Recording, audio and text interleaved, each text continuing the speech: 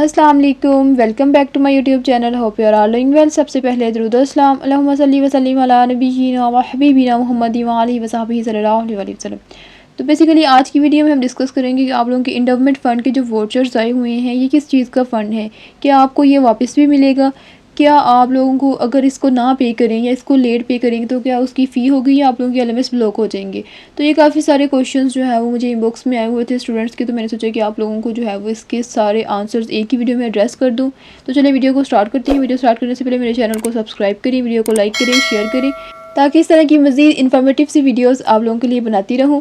तो चलें जी, सबसे पहला क्वेश्चन कि इंडोमेंट फ़ंड होता क्या है और क्या इसको पे ना करने से आप लोगों के एलएमएस ब्लॉक हो जाएंगे, और वही एलएमएस ब्लॉक क्यों होंगे, किस वजह से होंगे। तो इस क्वेश्चन को पहले हम देख लेते हैं। जैसे कि मैंने आप लोगों को ऑलरेडी बताया है कि आप लोगों का रिज़ल्ट जो है वो मोस्ट प्रोबेबली आप लोगों का 13 को या 15 को आ रहा है, ठीक है। मतलब मंडे को अगर आप लोगों को वो एलएमएस 9 को ब्लॉक कर रहे हैं ना, तो इट मीन्स कि आप लोगों का 11, 13 या 15 इन तीनों डेट्स में से किसी भी दिन, मतलब 11 to 15 इन डेज़ में किसी भी दिन आ सकता है आप लोगों का रिज़ल्ट, ठीक हो गया। क्योंकि 27 को अगर आपके पेपर हैं तो ऑब्वियसली डेट शीट भी 19 को, 18, 19 को तो डेट शीट भी ओपन हो जाएगी, उसका लिंक भी ओपन हो जाएगा फाइनल्स की। तो उससे पहले पहले आप लोगों का रिज़ल्ट आ जाएगा। अब रिज़ल्ट से आप लोगों का ब्लॉकिंग का क्या ताल्लुक है, एलएमएस ब्लॉकिंग का क्या ताल्लुक है। तो भाई देखें, आप लोगों की जितने भी अकाउंट बुक में आप लोगों की फ़ी है, ठीक है। अब हम अकाउंट बुक्स चेक कर लेते हैं।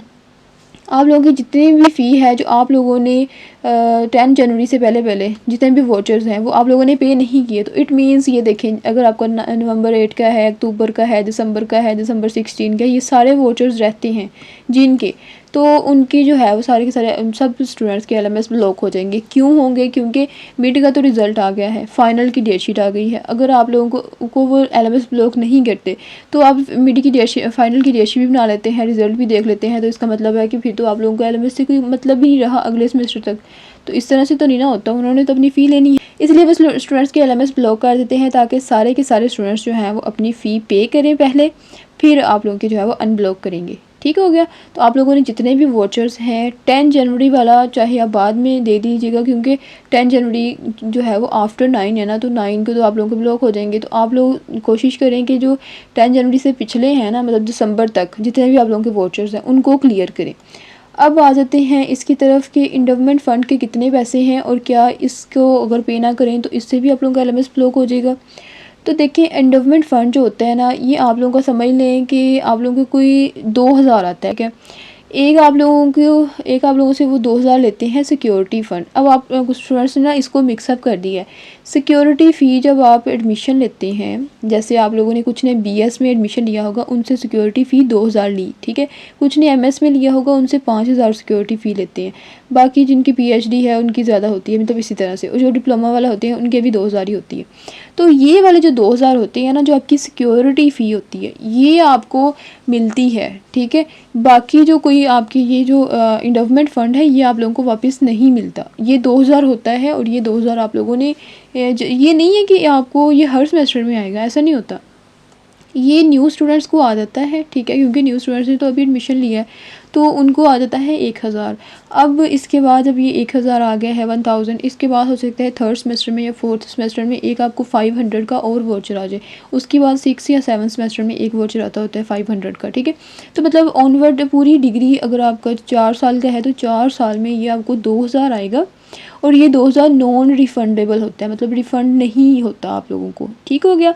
और ये जितने भी नीडी स्टूडेंट्स हैं, स्कॉलरशिप देते हैं या कोई और मतलब जो भी चीज़ जो है वो प्रोग्राम्स वगैरह हो रहे होते हैं बच्चों यूनिवर्सिटी में, उसके लिए यूज़ करते हैं, ठीक है। ये आप लोगों को वापस नहीं मिलता। अगेन मैं बता रही हूँ, आप लोगों से पूरी डिग्री में जो है ना वो आप लोगों को अब बीएस वाले स्टूडेंट्स को, मैं बीएस इंग्लिश वाले स्टूडेंट्स को या जितने भी बीएस के स्टूडेंट्स हैं उनको क्लियर कर दूँ कि एक तो ये 2000 लेते हैं, ये आपको नॉन रिफंडेबल होता है।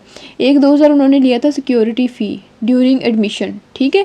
जब आपने एडमिशन लिया था तो उस टाइम पे जो आप लोगों की सिक्योरिटी फ़ी होती है 2000, वो आप लोगों को वापस मिलती है, और वो भी वापस नहीं देते। वो इस तरह से होता है कि आप लोगों को जब आपकी डिग्री कंप्लीट होती है ना, तो कन्वोकेशन फ़ी आती है एक 2000 की, 2000 का वोचर आता है कन्वोकेशन फ़ी का। तो क्या होता है कि वो जो 2000 का वोचर होता है ना कन्वोकेशन फ़ी का, वो जो ये वाले 2000 उन्होंने रिटर्न करने होते हैं ना, अगर तो ये कन्वोकेशन वाली फ़ी का वोचर आप पे कर देते हैं, मतलब कि पे कर देते हैं, तो फिर ये वाले जो 2000 है ना, ये आप लोगों को वापस मिल जाएंगे। लेकिन अगर कन्वोकेशन फ़ी वाला वाउचर आप जो है वो 1 हफ़्ते के अंदर अंदर पे नहीं करते, तो ये वाले जो 2000 फ़ी उन्होंने डिग्री के साथ आप लोगों को वापस करनी होती है, सिक्योरिटी फ़ी, तो ये जो है वो इसके अगेंस्ट आप लोगों के एडजस्ट कर देते हैं और फिर आप लोगों को कह देते हैं कि अब आप लोगों का कोई भी मतलब जो है वो रिफ़ंड, कोई भी फ़ी वगैरह रिफ़ंड नहीं होगी। क्लियर है? मतलब ये है कि करना उन्होंने वही काम है, ठीक है, तो आप लोगों को कोई पैसा वापस नहीं मिलता। हाँ, वो स्टूडेंट्स जो मास्टर्स कर रहे हैं उनके 5000 सिक्योरिटी फ़ी होती है, उनकी कन्वोकेशन फ़ी जस्ट 2000 होती है, तो उनको 3000 वापस मिल जाता है, ठीक है। तो इस हिसाब से जितनी ज़्यादा सिक्योरिटी फ़ी उन्होंने ली होती है ना स्टूडेंट से, उस हिसाब से आप लोगों की एडजस्ट होके तो वो वापस मिलते हैं। ये जो सिक्योरिटी फ़ी और कन्वोकेशन फ़ी और इनका आपस में रिलेशन है और ये आप लोगों को वापस मिलते हैं, लेकिन जो ये वाला है ना एंडोवमेंट फ़ंड, ये आप लोगों को वापस नहीं मिलता। अब बात कर लेते हैं कि इसको पे कब करना है। देखें, जैसे अभी आप लोगों को मैंने दिखाया कि इसकी लास्ट डेट तो 20 जनवरी है, लेकिन ये जो है ना, ये आप लोगों को आप कभी भी पे कर सकते हैं पूरी अपनी डिग्री में। जैसे ये जो है वो 1000 का वाउचर आया हुआ है, तो ये पूरी अपनी डिग्री में जितनी आप लोगों की 4 साल है, 2 साल है, जितनी भी है, तो उसमें आप कभी भी पे कर सकते हैं। लेकिन जब आप ट्रांसक्रिप्ट के लिए अप्लाई करते हैं तो आप लोगों को ट्रांसक्रिप्ट, फ़ाइनल ट्रांसक्रिप्ट, जो फ़ाइनल रिज़ल्ट कार्ड आता है आप लोगों की डिग्री का, वो आप लोगों को तब तक इशू नहीं होता जब तक आप जो है वो इसको क्लियर नहीं करते, अपनी सारी की सारी अकाउंट बुक क्लियर नहीं करते, ठीक है। तो इसलिए मतलब ये है कि आप लोगों ने ये देने ही देने हैं, चाहे आज दे लें, चाहे कल दे लें, चाहे नेक्स्ट सेमेस्टर में दे लें, चाहे एंड वाले सेमेस्टर में दे लें, लेकिन एंड सेमेस्टर तक इस वाउचर पे आप लोगों का 1 रुपये का भी फ़ाइन नहीं आएगा। तो इसको आप छोड़ें ना, ही इससे आप लोगों के LMS ब्लॉक होगा। इसकी वजह से आप लोगों का LMS कभी भी ब्लॉक नहीं होगा, ठीक है। आप लोगों ने इसको जब मर्ज़ी पे कर लेना है, इसकी टेंशन नहीं लेनी। ये 1000, 500 जितने भी, ये देखिए 1000 का वाउचर आया हुआ, ये भी पे नहीं हुआ, एक 500 का वाउचर आया हुआ, ये भी पे नहीं हुआ, तो ये सारे एंडोवमेंट फ़ंड्स हैं, ठीक है। 2000 आएगा, 2 500 वाले वाउचर होते हैं, 1000 वाला होता है।